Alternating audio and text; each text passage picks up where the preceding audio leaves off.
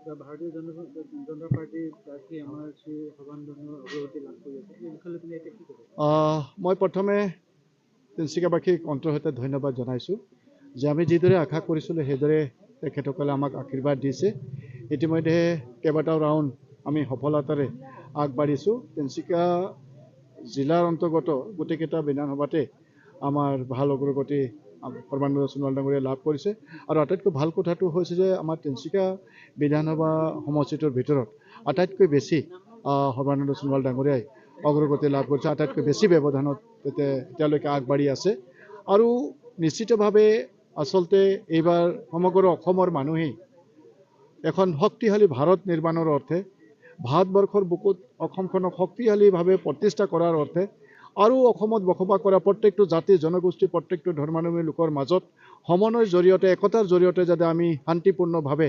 অসমখনক আগুৱাই লৈ যোৱাৰ চিন্তাধাৰাৰে এইবাৰ ভাৰতীয় জনতা পাৰ্টিক সকলো অন্তৰ খুলি ভোট প্ৰদান কৰিছে, যাৰ ফলাফল আজি আমি পাবৰ কাৰণে সক্ষম হৈছোঁ। আৰু যিবিলাক অপশক্তি সদায় অসমখনত অশান্তি পৰিৱেশ সৃষ্টি কৰিবৰ কাৰণে তেওঁলোকে কাম কৰে,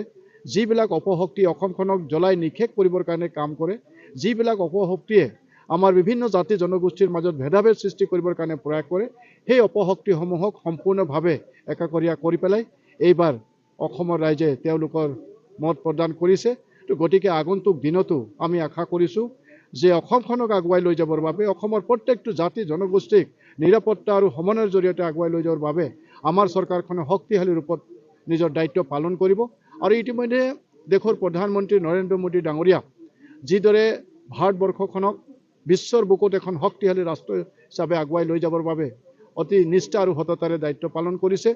আৰু আমাৰ সমগ্ৰ নৰ্থ ইষ্টৰ লগতে অসমখনৰ কাৰণেও কেন্দ্ৰীয় চৰকাৰখনে যিদৰে অতি মৰম চেনেহৰে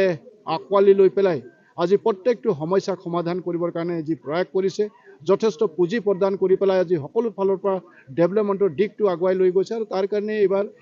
নৰেন্দ্ৰ মোদী ডাঙৰীয়াৰ লগত অগাধ বিশ্বাস ৰাখি পেলাই এইবাৰ অসমৰ ৰাইজে ভোট প্ৰদান কৰিছে। গতিকে আগন্তুক দিনত নিশ্চিতভাৱে বিশ্বৰ বুকুত ভাৰতবৰ্ষ যেতিয়া জিলিকি উঠিব, আমাৰ নৰ্থ ইষ্ট তথা আমাৰ অসমখনো জিলিকি উঠিব। ভাৰতীয় জনতা পাৰ্টিৰ প্ৰাৰ্থী আমাৰ শ্ৰী সৰ্বানন্দ অগ্ৰগতি লাভ কৰি আছে এই বিষয়ে তুমি এতিয়া কি ক'বা? মই প্ৰথমে তিনিচুকীয়াবাসীক অন্তৰসৈতে ধন্যবাদ জনাইছোঁ যে আমি যিদৰে আশা কৰিছিলোঁ সেইদৰে তেখেতসকলে আমাক আশীৰ্বাদ দিছে। ইতিমধ্যে কেইবাটাও ৰাউণ্ড আমি সফলতাৰে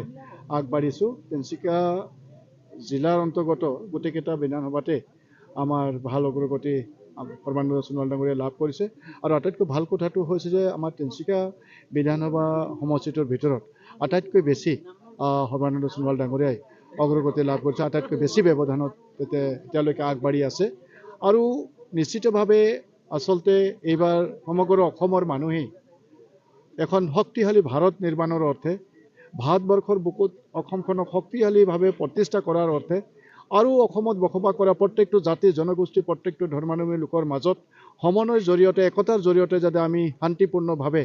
অসমখনক আগুৱাই লৈ যোৱাৰ চিন্তাধাৰাৰে এইবাৰ ভাৰতীয় জনতা পাৰ্টিক সকলো অন্তৰ খুলি ভোট প্ৰদান কৰিছে, যাৰ ফলাফল আজি আমি পাবৰ কাৰণে সক্ষম হৈছোঁ। আৰু যিবিলাক অপশক্তি সদায় অসমখনত অশান্তি পৰিৱেশ সৃষ্টি কৰিবৰ কাৰণে তেওঁলোকে কাম কৰে,